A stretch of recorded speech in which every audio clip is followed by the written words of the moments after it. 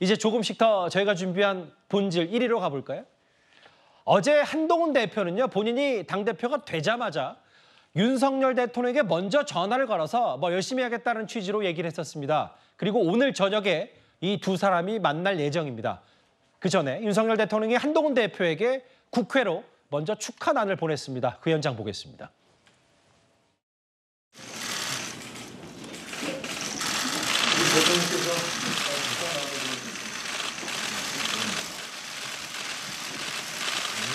큰 고생하셨어요. 수석님은 제가 지난 선거 때도 같이 뛰었던 전우이기 때문에 다시 이렇게 뵙게 돼서 너무 반갑고요. 제가 어제 대통령님과도 짧게 통화를 했지만 제가 당내 화합과 단결을 이끌면서도 대화와 타협을 통해서 좋은 정치하는, 좋은 정치를 위해서 최선을 다하겠다라는 포부를 말씀드렸고 대통령께서 격려해 주셨습니다. 제가 잘하겠다는 말씀드립니다. 우리 여당과 정부가 한 몸이 돼야 된다, 그런 말씀을 어제 여러 번 강조하셨습니다. 그래서 오늘 아마 두 분이 저녁에 말씀들을 나누시지 않을까 그렇게 생각합니다. 저도 또 마찬가지로 대통령실에서 우리 대표님 잘 모시겠습니다. 우리 집권 여당 그리고 윤석열 정부가 지금 여러 가지 저항을 받고 있는데요. 다 이겨내고 역경을 이기고 결국 국민을 위한 좋은 정치에서 좋은 대한민국 만드는데 최선을 다하겠습니다. 어제도 한동훈 대표가 윤석열 정부는 유능하다. 그런데 이제 여러 걸림돌들을 헤쳐나가겠다 이런 얘기를 했는데 축하단, 대통령의 축하난. 근데 이제 이런 걸 거예요. 아까 김근식 교수의 말을 한번 다시 인용하면 당심이 민심이고 이제 민심이 윤심을 바꿔야 된다라고 했는데 실제로 이 관계를 보면 과거 총선을 이끌었던 100일짜리 비대위원장과 선출된 권력, 당심이든 민심이든 뽑힌 당대표의 무게는 용산 대통령실이나 야당이 봤을 때는 천지 차이 아닌가 싶어서요. 당연하죠. 왜냐하면 지난번 총선 때도 비대위원장으로 들어올 때는 결국 윤석열 대통령의 픽 아니냐. 그러니까 사실은 본인의 세력도 없는 상태에서 본인의 내공도 사실은 국민들이 잘 모르는 상태에서 이야기를 했었기 때문에 여러 측면에서 존중을 못 받거나 혹은 인정을 못 받는 경향들이 있었죠. 근데 이번에는 자력으로 본인이 선거에서 1등을 한 거란 말입니다. 그럼에도 불구하고 그리고 대통령실에서 전폭적인 지원을 받았던 후보조차 있었어요. 그런데 그런 것들을 다 물리치고 지금 1등을 했기 때문에 자력이 생긴 것이고 그런데 앞으로는 일단 자립을 과연 할 수 있을 거냐. 이 자립의 문제는 좀 다른 문제입니다. 민심과 당심을 얻었지만 본인 스스로의 세력을 제대로 구축하고 그 민심이 부합하는 행동을 실제로 해나갈 수 있을 때 과연 그 자립과 관련된 내용까지도 다 충실하게 채워나갈 수 있느냐 이런 건데요. 저는요 오늘 정무수석하고 저렇게 악수하면서 난 받았잖아요. 그러니까 3일 천하라고 얘기를 했었던 것은 오히려 대통령실에서 유화 제스처를 취하는 게 한 3일 정도 갈 것이고 4일 정도가 지나면 그 뒤부터는 갖가지 5만 가지의 이제 압박이나 이런 것들이 있을 것이라고 생각해요. 근데 저는 대통령실에게 오히려 한 가지 조언하고 싶은 건 어찌됐건 모두가 예스맨이었잖아요. 여당 사람들이. 그런데 처음으로 예스를 하지 않는 노를 얘기하는 한동훈 대표가 됐단 말입니다. 그러니까 저는 이거를 적절하게 활용을 하면 국면 전환에도 도움이 되고 국정을 이끌어 나가는 데 있어서도 훨씬 더 도움이 될 거라고 생각을 해요. 그런데 그렇게 하지 않을 것 같다는 우려가 국민들에게도 있고 야당에게도 있는 겁니다. 결국에는 집권 여당이 제 자리를 찾지 못하게 되면 결국 이렇게 엇나가고 있는 윤석열 정부가 계속해서 실정을 할 것이기 때문에 그 여파는 결국 국민들에게 맞는다. 그런 점에서 우려할 수밖에 없다. 이렇게 생각합니다. 잠시 뒤에 윤 대통령과 한동훈 대표가 만나는데 이건 윤석열 대통령이 먼저 제안한 자리입니다. 제가 전당대회가 끝난 후에 대통령님께 전화를 드려서 통화를 했습니다. 통화를 하셨어요? 예. 무슨 얘기를 나누셨습니까? 제가 앞으로 당정이 화합해서 좋은 정치를 할 수 있도록 제가 최선을 다하겠다라는 포부를 잘 말씀드렸습니다. 대통령도 뭔가 덕담을 해주던가요? 이럼요. 고생 많았다고 말씀하시면서 잘하라라는 말씀을 해주셨습니다. 오늘 대통령과 목표가 같다고 하셨어요. 대통령과 각을 세울 생각은 전혀 없으십니까? 일부러 뭔가 각을 세울 만한 상황이 아니죠. 그리고 저희 집권당이잖아요. 집권당은 이 당정이 시너지를 낼 수 있어서 강한 겁니다. 그게 강점이죠. 저는 당정이 국민을 위해서 좋은 정치 시너지를 내는 데 집중하겠습니다. 정확히 작년 3월에 있었던 김기현 대표 체제와 대통령의 만찬 회동을 비교해 보겠습니다. 바로 다음 날 한동훈 대표와 윤 대통령 만나고 당시엔 당선 5일 만이었는데 당시에 만찬 메뉴는 소고기, 꼼장어, 회. 이번에는 삼겹살이라고 하더라고요. 아까 제 그 보도 있었잖아요. 보쌈집에서 여의도 회동했다는 한 대표. 생각해 보니까 한 대표 이틀 연속으로 저녁을 돼지고기를 먹게 됐네요. 삼겹살. 참석자는 이철규, 당시 뭐 사무총장인가요? 하여튼 최고위원 당선자. 5일 만과 바로 다음 날 이거 정치적 의미를 김 교수께서는 어떻게 보세요? 뭐 시기적으로는 그 바로 다음 날 만찬 일정이 잡혔기 때문에 우려했던 당정 관계 갈등보다는 당정이 화합하고 어제 대통령이 직접 오셔서 말씀을 강조했습니다만 당정 원팀이라는 것을 보여주기 위한 좋은 저는 선택이었다고 생각합니다. 그래서 시기는 뭐 바로 다음 날 한 게 저는 보기 좋았고요. 예. 그러나 형식에서는 제가 볼 때 약간 해석의 여지가 있는 부분이 있다고 봅니다. 어떤 겁니까? 그러니까 사실은 낙선자와 같이 그것도 황우려 비대위 체제에서 일했던 비대위원들도 다 모아서 한다는 겁니다. 얼추 잡아도 제가 볼 때 수십 명이 될 것 같아요. 그 수십 명 중에 한 명으로 신임 당대표와 함께 만찬을 한다는 겁니다. 그러면 낙선자와 같이 있다는 것은 당대표 후보 낙선자도 있고 최고위원 후보 낙선자도 있는데 예. 그럼 위로하는 자리입니까? 축하하는 자리입니까? 저는 굉장히 이해가 잘 되지 않습니다. 그래서 제 개인적인 느낌은 예. 뭐 어차피 만나서 식사는 해야 되는데 숙제는 해야 되는데 숙제는 사실 하기 싫은데 얼른 끝내고 보자. 저는 이런 식이 아닌가 싶어요. 뭐 개인적인 생각입니다. 개인적인 생각이에요. 그러니까 예. 지난해 김기현 대표 때는 5일 만에 했다고 하는데 하루 만에 하는 것은 숙제를 얼른 끝내야 되겠다. 근데 숙제를 제대로 하고 싶은 생각은 별로 없는 거죠. 제대로라면 사실은 신임 당 지도부만 모아서 예. 아니면 지금 그렇지 않아도 전당대 기간 동안 얼마나 많은 당원들과 국민들이 당정 간에 우려가 있을까 봐 그 갈등이 있을까 봐 우려했지 않습니까? 예. 그걸 불식시키기 위해서라도 조금 더 통 크게 독대를 먼저 하든가 아니면 개인 만찬을 또 단독으로 하든가 예. 해서 무례를 불식시켜주는 게 중요한데 아니나 다를까 신속하긴 합니다만 수십 명이 모여서 우르르 같이 밥을 먹는 축하할 사람도 있고 위로할 사람도 있는 잠시만요. 말씀드려 죄송한데 그러니까 이 참석자 몇 명이 뭐 소위 말하는 한동훈 대표가 원오브댐으로 그 수많은 사람 중에 한 명 정도이기 때문에 뭐 대표로서의 그런 의미가 조금 문제에 퇴색됐다는 말씀이시네요. 저는 그런 방식은 지금까지 들어본 적이 없습니다.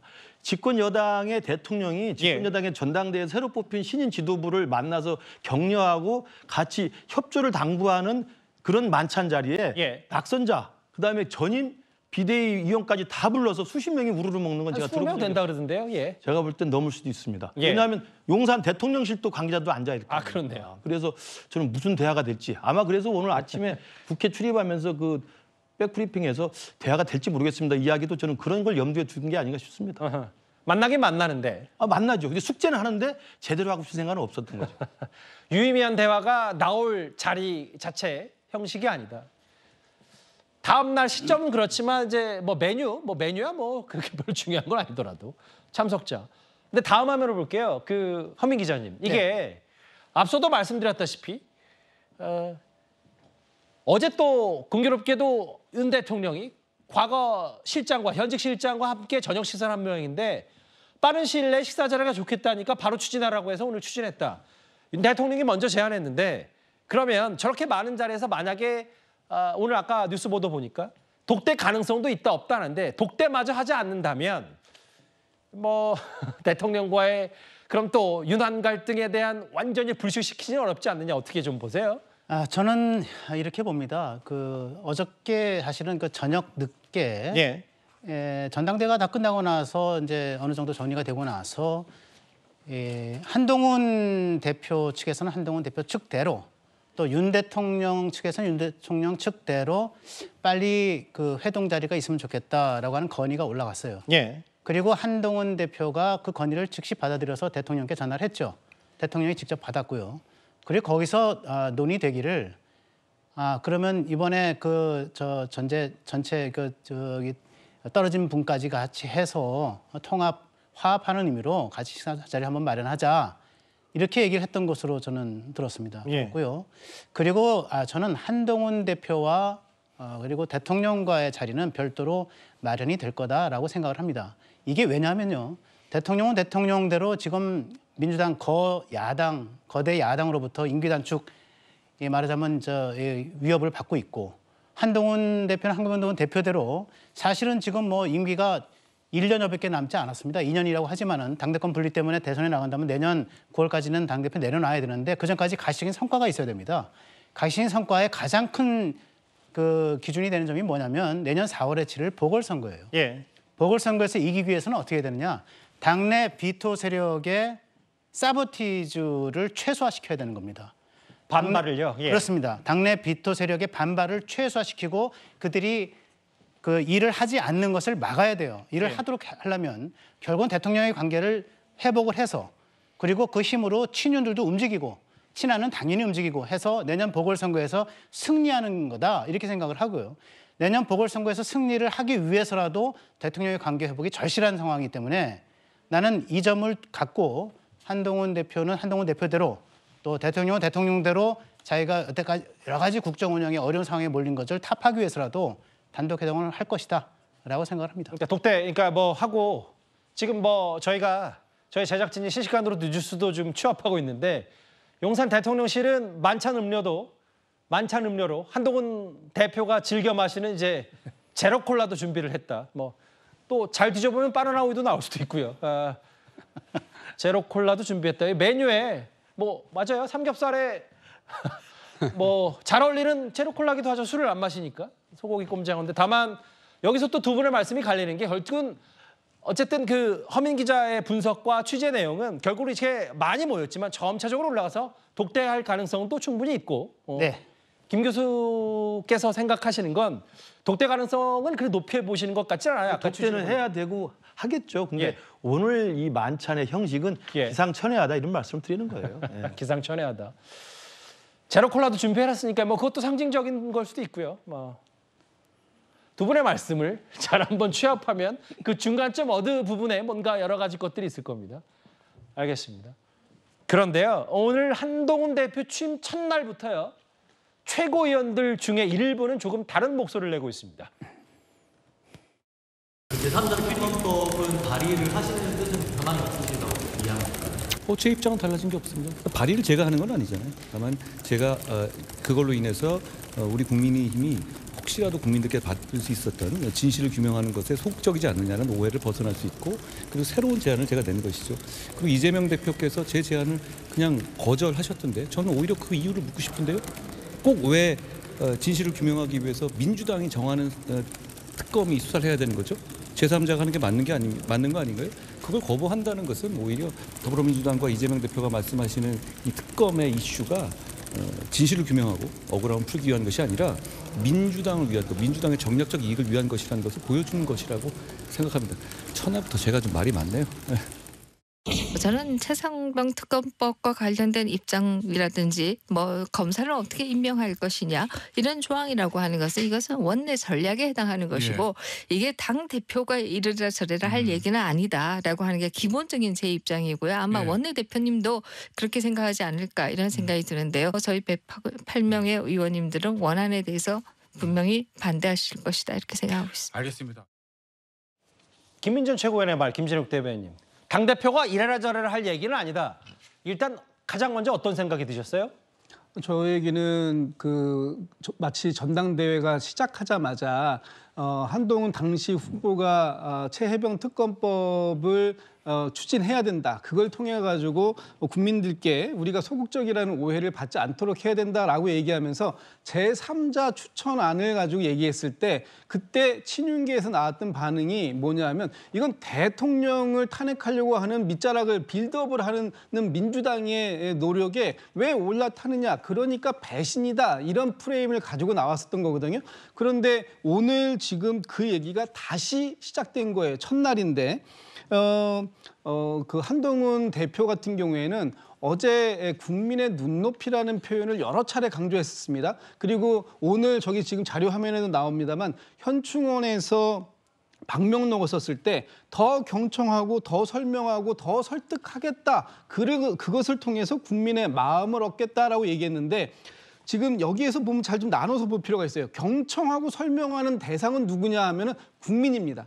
그리고 설득한다고 하는데 이건 누굴 설득하냐? 국민은 설득의 대상이 아니에요. 그렇다면 이 설득의 대상은 대통령이거나 아니면 국민의힘의 당 내부의 인사들을 설득해야 되는데 이 과정 속에서 아까도 제가 말씀드렸던 것처럼 이제 한동훈 이 비대위 대표 체제가 이 안에서 어떤 정도의 관계성을 가지고 갈 것이냐, 대통령과의 관계를 불가금 불가원으로 얼마만큼 해서 선을 그을 수 있느냐를 평가받을 수 있는 그런 상황이 될 것이다라고 보는 것이고 예. 오늘 첫날인데 첫날 벌써 이렇게 다른 목소리가 나오고 있다는 것은 앞으로 한동훈 체제가 순항하지만은 않을 수도 있겠다라는 그런 우려점도 낳게 하는 부분이 있습니다. 일단 뭐 최고위원 중에 반한으로 분류되는 김재현 최고, 권한 침범 못한다, 추경 원내대표에게 힘을 실어야 된다라는 얘기인데 뭐 이 얘기는 이후에 이어지는 뭐 최상병 특검, 한동훈 특검법 얘기해서 짚어볼 얘기가 있을 겁니다. 잠시만요. 저희가 또 다른 새로운 내용들이 좀 들어왔는데 제가 한번 짚어보긴 해야 될 것 같아요. 아까 제가 언급했던 오늘 용산 대통령실과 대통령과 한동훈 대표의 만찬, 뭐 마실거리로 제로콜라 준비했다는 얘기 제가 일전에 전해드렸다면 또 있나요? 만찬 메뉴로 삼겹살과 모듬쌈을 준비했는데 이게 당정대 이제 삼겹살에 당과 정부와 대통령실 탄 이른바 당정대, 오겹살이었으면 뭐 야당도 있나요? 하여튼 뭐 당정대라서 화합의미 모듬쌈 얘기도 있고요. 또 있나요? 예, 이런 뭐 아까 제로콜라 얘기도 있고요. 그만큼 어쨌든 대통령실로서도 한동훈 대표를 이제 초대해서 만찬을 함께 했는데 여러 가지 의미를 좀 부여한다는 얘기일 텐데 메뉴도 그렇고 어떤 얘기를 있을지 실제로 아까 여기 계신 분들 얘기처럼 독대할지 여부도 한번 잘 지켜보도록 하겠습니다. 알겠습니다. 뭐 거의 메뉴가 추가되듯이 대통령실이 한동훈 대표의 만찬에 얼마만큼 신경을 쓰고 있는지에 대한 새로운 내용도 자막으로 만나봤습니다.